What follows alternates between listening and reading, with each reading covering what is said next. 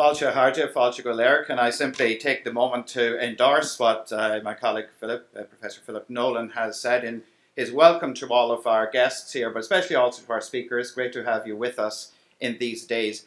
And may I particularly also thank those people in the three organisations who did so much work to make these 2 days become a reality. They don't happen over the night. They don't happen by accident. They happen because people are prepared to really put in the hard work. And that's so very evident in this day already.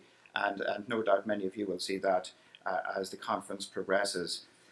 We were just reflecting before coming to the days here that this gathering really is the fruit of a lunch.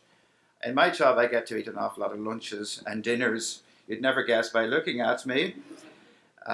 But it was, I suppose, a logical thing that we knew we would like to work together on so many things, and finding something, to be quite honest, was not that difficult.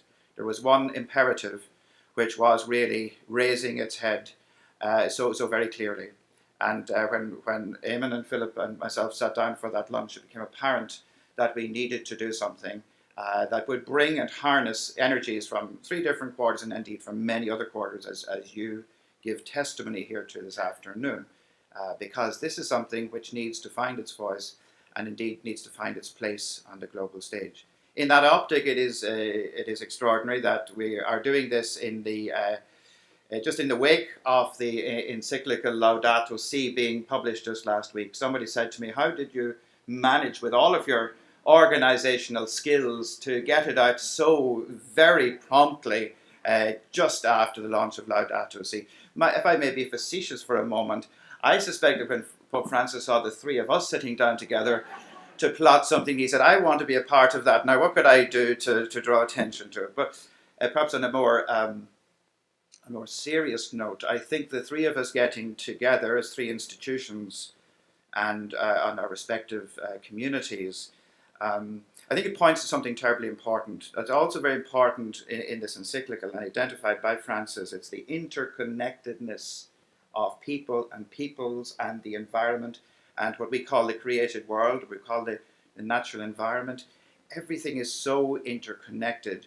And how this issue will be tackled, I think, is by the forces of that interconnection being realized.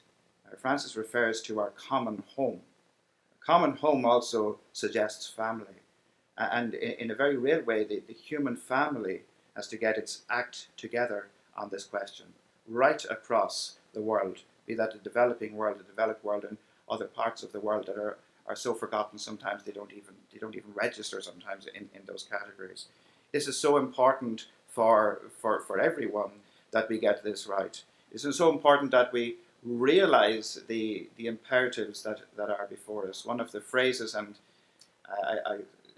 theologians, of course, are guilty of jargon, but so too are other walks of life. One of the things I've picked up a little bit from talking to my colleagues in Trocaire is this wonderful phrase, intergenerational justice. But it's so apt, isn't it? Because, and it's so apt in a place like this. After all, universities are places where students come from all age groups, and staff indeed, and also study the wisdom of all eras, and engage with it, debate it, throw some of it out, bring new stuff in. But this all in many ways so that we can hand on a better world to those who will be coming in our footsteps.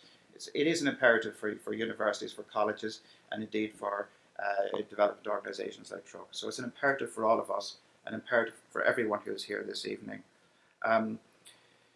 So it's one of the other little phrases just that I've discovered our colleagues use is the notion of an advocacy priority. And I think that's something that means a very technical issue for a group such as Trocaire and other global development agencies. And I did have the privilege of traveling with Trocaire last year to visit communities in Guatemala in Central America and see at first hand how sometimes, the great philosophies and the great commitments by the powerful of the world, especially the industrial powerful of the world, to honour their environmental commitments are honoured much more in the breach, unfortunately, than in the observance. And it is real people, flesh and blood people, who suffer, of course, as a result. So we have to see this for what it is, a truly important moment in our human story. For some of you who are here, it will be, I suppose, a political imperative. For others, it will be an international governance imperative. For some, it may well be an economical imperative, an ethical imperative, a theological imperative. I think somehow it's all of those and probably many more. And I think that's why we can, on this issue, harness a great many voices that perhaps would see things differently in other spheres of life, but coming on this particular question, would find that there's a huge unity of purpose and a unity of resolve and a unity of commitment that can be harnessed. Pope Francis finishes that encyclical by simply saying a change of heart is required. It can be looked upon as a theological term. I happen to think it's a human term. It's a human term which we need to reflect on. We do need to have a change of heart. We do need to have a change of lifestyle. We do need to have a change of how we do things. Let's hope this conference in these 2 days will prove beneficial. Let's hope it will be a stepping stone along that very important journey. Gar míle maith, go léir.